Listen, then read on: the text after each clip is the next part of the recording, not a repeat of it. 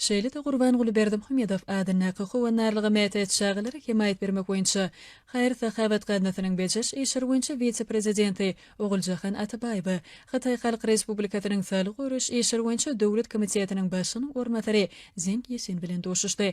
Gadanyň bejeş işler boýunça vitse-prezidenti Behirli kabul edilen üçin öz adyndan şeýle hem türkmen wekiliýetiniň adyndan minnetdarlyk bildirip, saparyň çäklerini Hatay Halk Respublikasynyň hökümetiniň wekilleri bilen netijeli doşuklan geçirilenini aýtdy. Hatay Halk Respublikasynyň Sağlyk Görüş işler boýunça döwlet komitetining başynyň ornatary Mehmana Mehirli mübereklep, Hatay bilen Türkmenistanyň arasynda netijeli ösürilýän insanperwer gatnaşyklary ýokary baha berdi.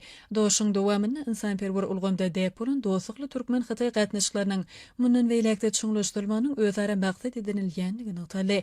Şunuň bilen baglyqda Oguljahan Atabaýew Hataýyň Sağlyk Görüş ulgamyndaky tejribesine ýordamydan gyzyklanma bildirýändigini bellädi.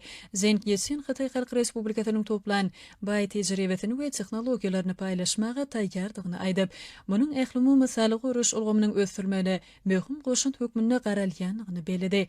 Doşuň ahyrynda töhwetişi lukmançylyň hemişe ösýän we kemilleşýän ulgamdygyny aýdyp, Sağlyk Görüş ulgamynda netijeli dialog mundan beýlekde dowam etdirilýekdigini anam bildirdiler hemde berik-berige iň gowy arzularyny beýan etdiler.